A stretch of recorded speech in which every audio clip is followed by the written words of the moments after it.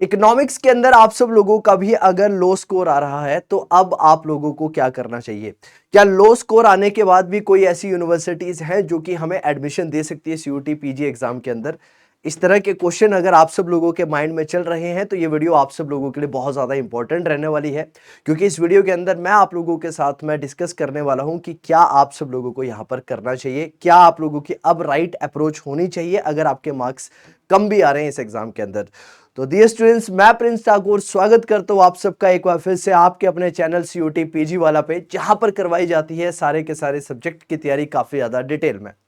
अब ये क्वेश्चन है सर कि हमारे इकोनॉमिक्स के अंदर मार्क्स जो है वो कम आने लग रहे हैं, यानी कि हमारे मार्क्स 150, 140, 150, 160 इस रेंज के बीच में मार्क्स है, तो क्या हमें कोई यूनिवर्सिटी एडमिशन दे सकती है? क्या मुझे दिल्ली स्कूल ऑफ इकोनॉमिक्स के बारे में सोचना चाहिए कि इतने मार्क्स के अंदर आ सकती है? मेरी सर कैटेगरी रिजर्वेशन भी है, तो उसके बाद भी क्या मेरे को पॉसिबिलिटीज है कि मेरे को यहाँ पर सिलेक्शन मिल जाएगा? क्या मुझे सीट मिल सकती है या नहीं मिल सकती है, उसके बारे में भी डिस्कशन करेंगे। और थोड़ा सा ये भी डिस्कस किया जाएगा कि कितनी कट ऑफ जाने की प्रोबेबिलिटी आप लोगों की है, और अगर कब मार्क्स आ रहे हैं तो अब आप लोगों को क्या करना चाहिए, कौन सी यूनिवर्सिटीज को टारगेट करना चाहिए अगर आप लोगों ने सोच ही लिया है कि पीजी के अंदर आप लोगों ने एडमिशन करवानी है। तो सबसे पहले बात कर लेते हैं कि कौन कौन सी यूनिवर्सिटीज यहां पर आप लोगों के पास है जो कि काफी ज्यादा प्रिविलेंट है इस फील्ड के अंदर, इकोनॉमिक्स के अंदर। तो सबसे पहले मैं बात करता हूं, तो ज्यादातर बच्चे जिन यूनिवर्सिटीज के बारे में सोचते हैं इस एग्जाम के थ्रू एडमिशन लेने के थ्रू, उसमें नंबर 1 पर आपको देखने के लिए मिलती है दिल्ली यूनिवर्सिटी। और दिल्ली यूनिवर्सिटी के अंदर अगर मैं स्पेसिफिकली इकोनॉमिक्स डोमेन की बात करता हूं तो दिल्ली स्कूल ऑफ इकोनॉमिक्स, जो हर एक बच्चा लगभग सपना देखता है, लेकिन सीटें यहां पर क्या है, बहुत ज्यादा लिमिटेड है। सेकंड नंबर पर आप लोग देखते हैं जवाहरलाल नेहरू यूनिवर्सिटी, फिर आपके पास बनारस हिंदू यूनिवर्सिटी, फिर university of Hyderabad, Pondicherry university, central university of Haryana. ये कुछ ऑप्शंस आप लोगों के पास यूनिवर्सिटीज के हैं जो कि टॉप लेवल की कुछ यूनिवर्सिटीज आप लोगों के पास यहां पर इकोनॉमिक्स के अंदर एडमिशन देती हुई यहां पर नजर आती है। तो ये आगे समझने से पहले आप सब लोगों को थोड़ा सा एक एक्सपेक्टेड गाइडेंस देना चाहूंगा कि आप लोग क्या एक्सपेक्ट कर सकते हैं कि कितनी कट ऑफ जो है वो इस बार आप सब लोग डिफरेंट डिफरेंट कैटेगरी के अंदर देख सकते हैं। तो यहां पर मैं बेसिकली दो यूनिवर्सिटीज के बारे में बात करूंगा, जिसके अंदर दिल्ली स्कूल ऑफ इकोनॉमिक्स पहले नंबर पर, और दूसरे नंबर पर मैं आपके साथ बात करूंगा जवाहरलाल नेहरू यूनिवर्सिटी की। और अगर आप सब लोगों के इस रेंज में कहीं ना कहीं मार्क्स आ रहे हैं तो डेफिनेटली पॉसिबिलिटीज है कि आपके सिलेक्शन होने की प्रोबेबिलिटी यहां पर बढ़ जाती है। ये एक्सपेक्टेड कट ऑफ है, राइट? इसका मतलब ये नहीं है कि एग्जैक्टली इतनी ही कट ऑफ आएगी, लेकिन इसके रेंज में पेपर की डिफिकल्टी लेवल को समझते हुए मैंने ये कंक्लूड किया है कि आपकी जो कट ऑफ है वो इसी रेंज में रहनी चाहिए। अगर आप जनरल कैटेगरी की बात करते हैं दिल्ली स्कूल ऑफ इकोनॉमिक्स के लिए, तो 210 से 220 नंबर के बीच में। ओबीसी यानी कि अदर बैकवर्ड कास्ट के लिए, जहां पर नॉन क्रीमी लेयर और क्रीमी लेयर का कॉन्सेप्ट आता है, तो यहां पर 190 से 200 marks. EWS economic weaker section के लिए आपकी 200 से 210 मार्क्स के बीच में। एससी की कट ऑफ जो है वो आपको 180 से 190 मार्क्स के बीच में। एसटी की जो कट ऑफ है वो 170 से 80 मार्क्स के बीच में। और पीडब्ल्यूडी के लिए आपको 150 से 160 के बीच में कट ऑफ जो है दिल्ली स्कूल ऑफ इकोनॉमिक्स के अंदर देखने के लिए मिल सकती है। सेकंड बात करते हैं जवाहरलाल नेहरू यूनिवर्सिटी की।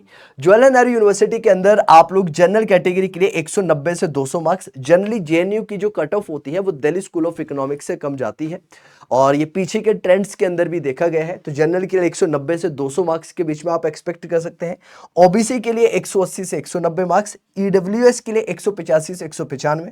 एससी कैटेगरी के लिए 170 से 180 मार्क्स। एसटी कैटेगरी के लिए 150 से 160 और पीडब्ल्यूडी के लिए 140 से 150 की जो कट ऑफ है वो आप लोग यहां पर कहीं ना कहीं उम्मीद लगा सकते हैं कि इतनी कट ऑफ जा सकती है। अब मेन क्वेश्चन ये है कि sir, not getting good score in CUET PG, still we can expect for some colleges. तो बेटा देखो, जब मैं यूनिवर्सिटी की बात करता हूं तो यूनिवर्सिटीज को जनरली कैटेगराइज किया जा सकता है 3 कैटेगरी के अंदर। एक आप सेंट्रल यूनिवर्सिटीज के बारे में बात करते हैं, दूसरा आप सब लोग बात करते हैं अपनी स्टेट यूनिवर्सिटीज के बारे में, और थर्ड नंबर पर आप लोगों को देखने के लिए मिलती है प्राइवेट यूनिवर्सिटीज। क्या प्राइवेट यूनिवर्सिटी में एडमिशन लेना सही रहेगा? क्या स्टेट यूनिवर्सिटीज में एडमिशन लेना सही रहेगा? सर, हमने तो सेंट्रल यूनिवर्सिटी का सपना सोचा था, हम तो चाहते थे कि सेंट्रल यूनिवर्सिटी से पढ़े, लेकिन क्या करें? तो आपके पास सबसे पहला क्वेश्चन ये है, टेक अ ड्रॉप। क्या आप लोगों को ड्रॉप ले लेना चाहिए?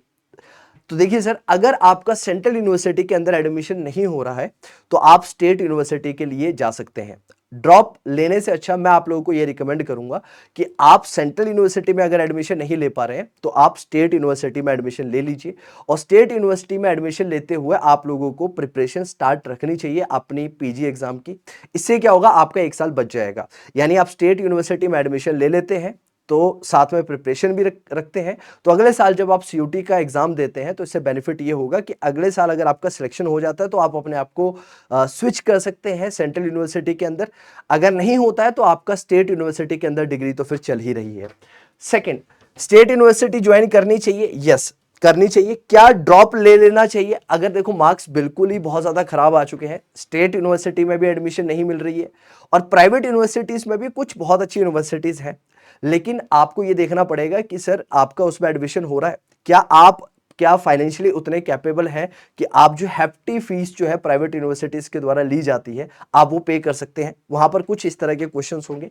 तो अगर ड्रॉप लेना चाहिए, अगर आप प्राइवेट यूनिवर्सिटीज़ में नहीं जा सकते हैं तो नेचुरल सी बात है आपको ड्रॉप लेना चाहिए और ड्रॉप लेकर प्रिपरेशन करनी चाहिए।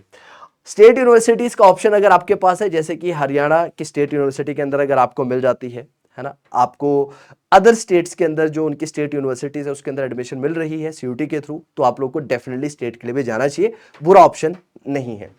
ज्वाइन प्राइवेट यूनिवर्सिटी, यस अच्छी प्राइवेट यूनिवर्सिटी को ज्वाइन आप लोगों को जरूर करना चाहिए, राइट। अच्छी यूनिवर्सिटी का मतलब क्या है? अच्छी यूनिवर्सिटी का मतलब है जैसे कि आपके पास प्रेमजी यूनिवर्सिटी है, आप उसको ज्वाइन कर सकते हैं। पुडुचेरी यूनिवर्सिटी है ना, वहां पर आप उसे ज्वाइन कर सकते हैं। लेकिन आप लोगों को एक चीज ध्यान रखनी है कि क्या आप इतने कैपेबल हैं कि आप वो फीस दे सकते हैं, क्योंकि वहां पर उनके द्वारा जनरली हैप्टी फीस जो है वो ली जाती है। और start preparing for other exam. देखिए अगर आप लोगों का सपना है कि आप मास्टर लेवल की चीजें करें, राइट, उसके बाद आप टीचिंग के अंदर जाएं तो आपको मास्टर जरूर करनी है ना, आपको अच्छे लेवल के कोई भी एग्जाम देना है तो मास्टर डिग्री आप लोगों के पास डेफिनेटली होनी चाहिए और वो जरूरी भी है, वो एसेंस भी बन जाता है। तो आप सब लोगों को अगर ऐसा नहीं लगता है तो आपको बाकी एग्जाम की प्रिपरेशन करनी चाहिए, अगर आपको ऐसा लगता है तो आपको बिल्कुल करनी चाहिए। लेकिन अगर आपका सपना ही यही है कि आपको सिर्फ और सिर्फ अच्छे कॉलेज के अंदर पढ़कर प्लेसमेंट लेनी है तो आप लोगों को फिर से स्टार्ट कर देना चाहिए। और स्टार्ट करने का जो समय होता है वो यही बिल्कुल सही टाइम है, और आप सब लोग हमारे साथ जुड़कर भी तैयारी कर सकते हैं। हमारे साथ अभी आप लोगों को समर्थ बैच जो है वो देखने के लिए मिल रहा है, जहां पर हम सब टीचर्स जो है वो डिफरेंट डिफरेंट डोमेन्स के अंदर आप लोगों को पढ़ाने लग रहे हैं। तो आई होप आप सब लोगों के लिए वीडियो बहुत ज़्यादा इंपॉर्टेंट रहेगी और इसके अकॉर्डिंग आप लोग डिसाइड कर पाएंगे कि आपका नेक्स्ट स्टेप क्या होना चाहिए। तो मिलते हैं आप सब लोगों से अगली वीडियो में। Till then take care and Jai Hind.